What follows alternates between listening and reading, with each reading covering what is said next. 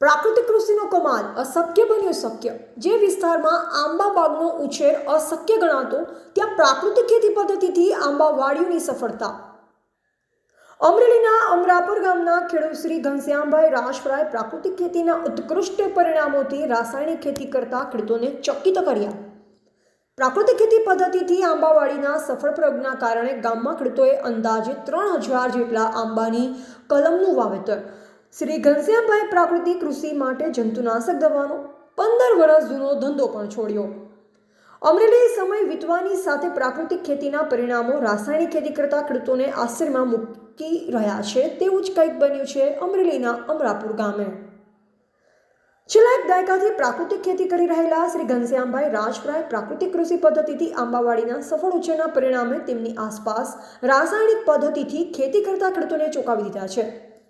અમરાપુર ગામના આસપાસ વિસ્તારમાં આંબાની બાગનો વાવેતર કે ઉછેર અશક્ય ગણવામાં આવતો, પરંતુ પ્રાકૃતિક ખેતીના સિદ્ધાંતોને દ્રઢતાથી વરેલા શ્રી ઘનશ્યામભાઈ રાજપરાએ અશક્યને શક્ય કરી બતાવ્યું છે। પ્રાકૃતિક કૃષિ પદ્ધતિથી ઉત્કૃષ્ટ પરિણામો મળી શકાય છે તેમનું તેમને ઉદાહરણ પૂરું પાડ્યું। રિપોર્ટર બિપિન રાઠોડ, જિલ્લા બ્યુરો ચીફ, અમરેલી। મારું નામ ઘનશ્યામ બાલુભાઈ રાજપરા, ગામ અમરાપુર, તાલુકો કુકાઓ, જિલ્લો અમરેલી।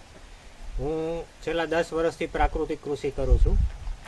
પ્રાકૃતિક કૃષિમાં મેં પંચસ્તરીય મોડલ ફાર્મ બનાવ્યું છે, જેમાં આંબા, ચીકુડી, દાડમી, જામફળી, પછી કાજુના ઝાડવા પણ છે થોડાક, પછી સીતાફળી છે, પછી પણ એમાં પંચસ્તરીય બાગમાં શાકભાજી બધું છે, ઘીસોડા છે, કારેલા છે, ગલકા છે, દૂધી છે, આવા વિવિધ પ્રકારના શાકભાજી પણ અંદર છે, પછી મરચી છે। આનું કારણ એ છે કે પંચસ્તરીય મોડલમાં મિશ્ર પાક કરવાથી આપણને ખૂબ ફાયદો થાય છે અને 12 મહિના ખેડૂતોની આવક, ઇન્કમ ચાલુ રહે છે। બીજું એક મેઇન વસ્તુ એ કન્ફર્મ હતું કે અમારો વિસ્તાર છે એ સૂકો વિસ્તાર કહેવાતો અને ફૂલ કરાળવાળો કહેવાતો, એટલે અમારે અહીંયા આંબા ન થતા ને એટલે લોકોએ ઘણી વખત અતિશય ટ્રાય કરી કે ભાઈ આંબા આપણે વાવીએ, પણ થતા નહીં। પછી આ બાબતે મારે પાલેકર સાહેબ સાથે એક વખત બેસવાનું થયું અને મેં પાલેકર સાહેબની સાથે વાત કરી તો મને એણે એવું કીધું કે ભાઈ આ ધરતી છે એ આપણી માં છે, ગમે તે વાવો તે થાય। અને મેં એ આખું પંચસ્તરીય મોડલ ઊભું કર્યું। એમાં મેં મુખ્ય પાક આંબાનો છે। તો મેં જ્યારે શરૂઆતમાં અહીંયા વાવ્યા ને ત્યારે લોકો એવું કહેતા કે આંબો વવાય નહીં, આપણે થાય નહીં, આ ગાંડો છે, જમીન વેચી નાખશે એમ। પછી અત્યારે મારા 4 વર્ષના આંબા થયા પછી અત્યારે ખેડૂતો હવે પ્રાકૃતિક ખેતી તરફ વળ્યા છે અને આંબાનું વાવેતર કરતા પણ થયા છે। આ વર્ષે અમારા ગામમાં લગભગ 3000 આંબાના ઝાડવા વવાણા છે।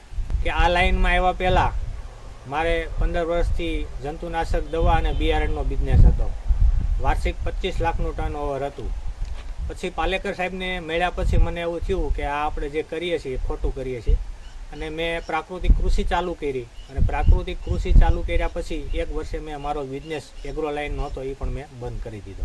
પ્રાકૃતિક ખેતીમાં અત્યારે આમ જોઈએ તો આપણા રાજ્યપાલ આચાર્ય દેવવ્રતજી જ્યારથી આવ્યા ત્યારથી ખૂબ મહેનત કરી રહ્યા છે અને ગુજરાત સરકાર પણ એમાં ખૂબ મહેનત કરે છે અને પ્રાકૃતિક ખેતી માટે શિબિરો, પછી સારા ફાર્મની વિઝિટો, એવું બધું રાજ્ય સરકાર દ્વારા થાય છે કાર્યક્રમો।